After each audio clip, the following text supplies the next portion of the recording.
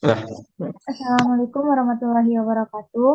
Baiklah, kami dari kelompok 8 akan mempresentasikan tugas besar analisis visualisasi data dengan judul Visualisasi Data Penjualan Video Game Global menggunakan bahasa pemrograman Python. Sebelum masuk, izinkan saya memperkenalkan anggota kelompok. Yang pertama ada Sabrina Elvani Duci dengan NIM 1005, Thomas Nobel Asfar dengan NIM 1019, saya sendiri itu Niki Yulianada dengan NIM 2001, dan yang terakhir itu Muhammad Zaki bin Nurhak dengan NIM 2015. Baiklah, visualisasi data penjualan video game global menggunakan bahasa pemrograman Python. Visualisasi data penjualan video game global dapat dilakukan dengan menggunakan bahasa pemrograman Python. Dengan Python, kita dapat membuat grafik visualisasi data yang menarik untuk menganalisis dan memahami data penjualan video game secara efektif. Baiklah, untuk penjelasan dataset akan saya jelaskan, di mana dataset ini mencakup beberapa kolom yang memberikan informasi tentang setiap permainan seperti nama permainan, platform, tahun rilis, genre permainan, tahun terbit atau publisher, dan penjualan di wilayah tertentu seperti Amerika Utara, Eropa, Jepang, dan wilayah lainnya. Baik, untuk penjelasan grafik pertama itu akan saya jelaskan sendiri, itu popularitas gaming di dunia. Di sini menggunakan diagram batang, di mana di sini menampilkan informasi popularitas penjualan global berdasarkan platform yang digunakan. Berikut dengan codingannya itu menghitung total penjualan global untuk setiap platform dan mengurutkan data berdasarkan total penjualannya, kemudian memvisualisasikan data tersebut. Baik, selanjutnya itu daftar top platform tren per tahun di dunia yang akan dijelaskan oleh Thomas. Kepada Thomas, dipersilakan. baik, terima kasih Niki. Nah, kemudian di sini ini ada grafik yang menunjukkan top platform trends per tahun di dunia. Nah, di sini bisa kita lihat bahwa grafiknya itu dimulai dari tahun 1985 sampai 2020. Nah, kita bisa lihat bahwa dari awal tahun itu eh, pada grafik ini telah ada platform DS yang eh, penjualannya itu ada di bawah 50 dari tahun ke tahun. Nah, namun DS itu mengalami peningkatan yang signifikan terjadi itu sekitar tahun 2004 sampai 2005 dan juga masih terus meningkat hingga uh, kisaran 2008. Nah, di sini selain DS nih kita lihat juga bahwa ada platform lain seperti PS2 yang mana di sini PS2 ini grafiknya itu baru mulai ada di tahun 2000. Kenapa demikian? Karena emang platform PS2 ini baru adanya tuh pada tahun 2000 untuk penjualan game ini. Kemudian tuh ada juga yang platform Wii, ada platform X360, dan ada PS3. Di sini kita bisa kita lihat bahwa di grafik ini terjadi uh, naik turun penjualan dari masing-masing platform. Nah, dapat kita lihat juga bahwa penjualan paling tinggi itu bisa terjadi pada platform PS2 uh, yang berada pada tahun 2004. Kemudian juga disusul oleh platform Wii pada tahun 2009. Mungkin untuk uh, codingannya bisa dilihat selanjutnya.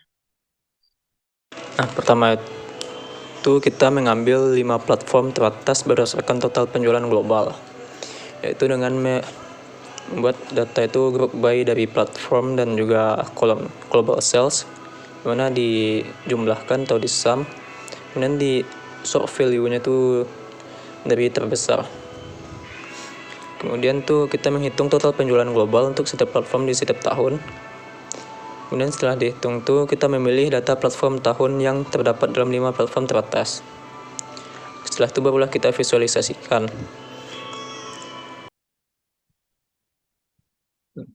Nah, ini adalah grafik untuk penjualan berdasarkan genre. Nah, dari grafik ini bisa kita lihat bahwa genre paling banyak terjual itu adalah genre action. pada grafik ini bisa kita lihat bahwa genre action ini penjualannya tuh hampir menyentuh angka 1.750 dalam 1 juta atau hampir menyentuh 1,75 M. Kemudian genre selanjutnya disusul oleh sport, yang mana itu perbedaannya cukup signifikan, yang mana genre sport ini berada di rentang 1.250-an juta. Kemudian baru disusul genre shooter, role play, kemudian genre platform. Genre platform itu seperti Mario Bros dan lain-lain. Mungkin next.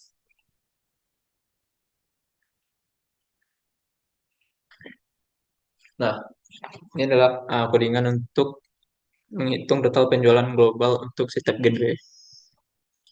Cuma itu kita grupkan dengan genre dan global salesnya dijumlahkan dan kita sort lalu divisualisasikan.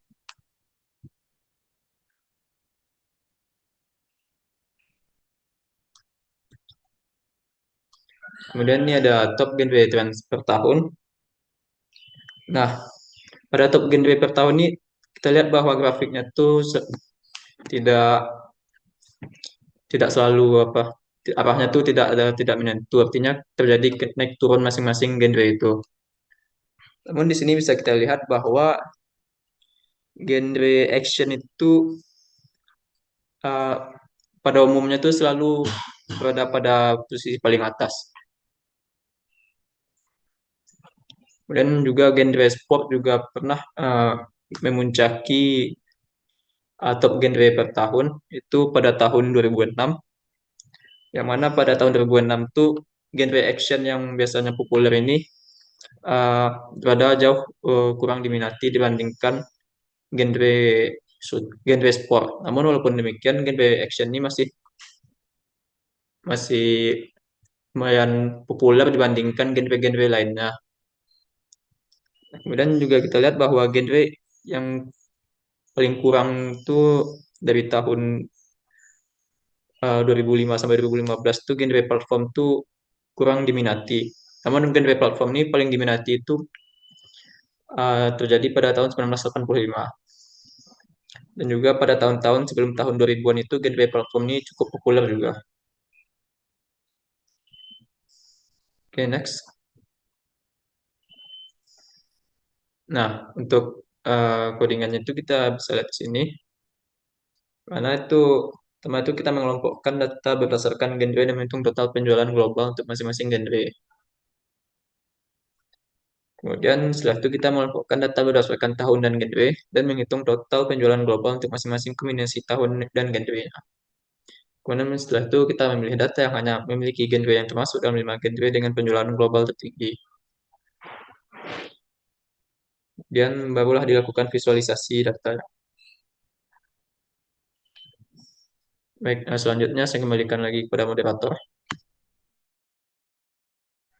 Baik, terima kasih Thomas. Selanjutnya itu top 20 video game publisher dengan penjualan terbanyak di dunia yang akan dibacakan oleh Zaki. Kepada Zaki dipersilakan.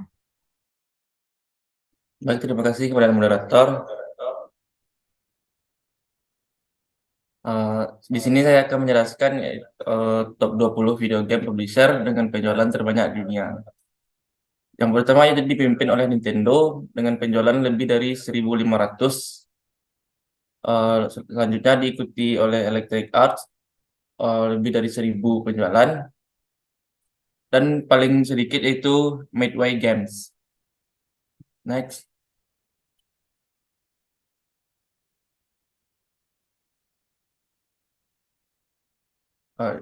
Pada codingannya itu yang pertama kita mengelompokkan data berdasarkan publisher dan menghitung total penjualan global untuk masing-masing publisher.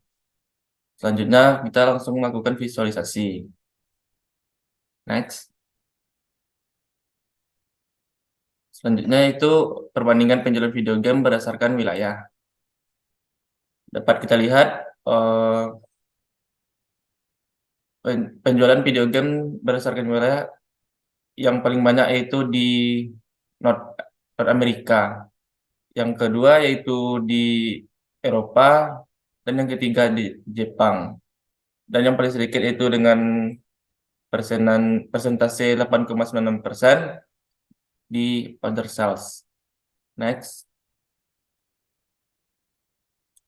Pada codingannya itu yang pertama kita menghitung total penjualan video game untuk setiap wilayah. North Amerika, Eropa, Jepang, dan others. Selanjutnya itu kita memvisualisasikan ke dalam grafik pie. Next. Selanjutnya itu tren video game dari waktu ke waktu. Dimulai dari tahun 1980 sampai dengan 2020. Eh, yang menjadi puncak yaitu pada tahun 2007 dengan penjualan global di atas hampir 700 juta penjualan. Dan paling rendah yaitu di tahun 2020. Next. Yang pertama itu kita menghitung penjualan video game global setiap tahun. Lalu kita visualisasikan. Sampai sikonya lagi.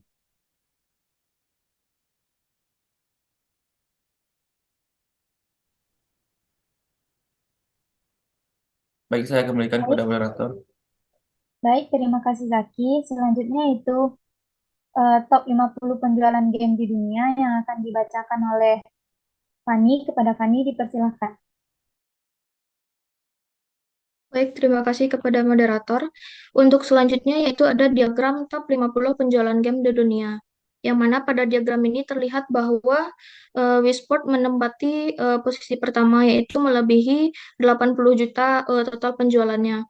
Dan untuk yang posisi ke-50-nya ada Pokemon Alpha Sapphire.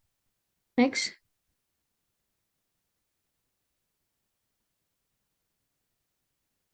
Untuk codingannya, yang pertama di sini mengurutkan datanya berdasarkan penjualan di dunia, lalu mengambil 50 data teratas dari hasil pengurutan, kemudian melakukan proses visualisasi data.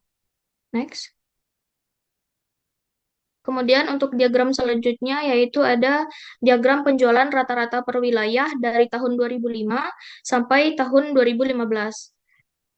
Yang mana pada diagram ini terdapat bahwa Amerika Utara memiliki rata-rata penjualan yang tertinggi, yaitu hampir menempati total 0,25 dalam satuan juta, diikuti oleh Eropa dengan posisi kedua, lalu ada Jepang posisi ketiga, dan yang terakhir untuk wilayah lainnya. Next. Untuk codingannya, di sini yang pertama membuat filter tahun, kemudian mengambil kolom penjualan di setiap wilayah untuk tahun yang dipilih, lalu membuat perintah untuk membuat dan menampilkan grafiknya. Next. Dan untuk diagram yang terakhir yaitu ada top 5 video games action dengan total fraksi penjualan terbanyak di dunia.